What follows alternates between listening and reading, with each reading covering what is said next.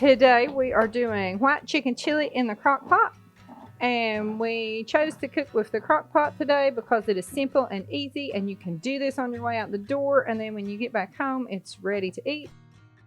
So today we start with garlic. Rebecca? Yes.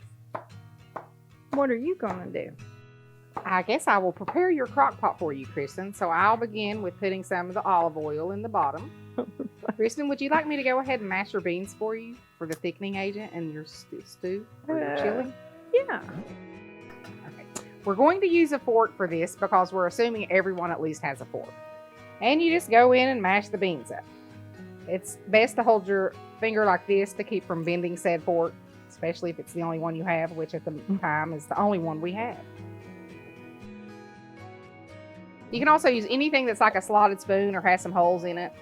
Will also mash the beans up. And really, if you have just a solid spoon, if you push them against the bottom of the bowl. And what we're doing is we are substituting a roux, which is a flour butter mixture, for mashed beans. And the mashed beans will do the same thing for the chili that the roux would, which is basically just thicken it. And we are making chili, which is why the recipe calls for 2 cans of beans, because the last can of beans are going to go in at the end of the cooking time and actually meant to have whole beans in it as you would chili. All right. Our onion goes into the pot with our garlic and olive oil. While Rebecca is mashing beans, and we'll go ahead and pour in the broth, and it calls for 1 whole box of chicken broth.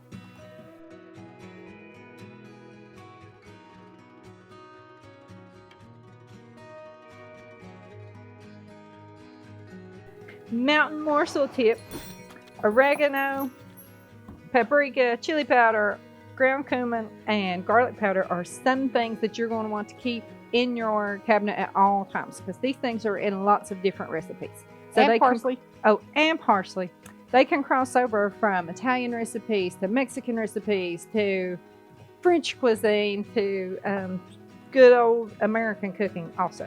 And our next spice is 2 teaspoons of ground cumin. Cumin has that really earthy smell. Got 1.5 teaspoons of cayenne pepper powder. If you're not a fan of heat, then you can do just 1/2 of a teaspoon, or you could even omit this if you want to, but it does make it taste really good. And we've got a can of diced green chilies. So now that our beans are mashed, we're going to add them in the pot as well. Remember, these are just going to give it that thick, creamy chili consistency. You could also substitute these for cream cheese, as we have done in some other recipes with the white chicken chili. But if you're looking for the healthier option, it will be to use the beans. Unless you're low carb and keto, by all means, use the cream cheese. Today, we're just going to cut this chicken into bite-sized squares because it is for chicken chili. And we're just going to put it in our crock pot because it's a set it and forget it type of situation. All meat shrinks when it cooks, so you can keep that in mind when you're doing your bite-sized morsels. These will get smaller as they cook down. So we have this set on high, which means it will take around 4 hours for this to cook, and then we will come back and check it. And the last thing we have to do is add 1 more can of beans. If you're going to be gone all day to work, you can set this to low, which will be 8 or 10 hours, and it will do the same thing. So you gotta smash like, subscribe, click the links down below so I make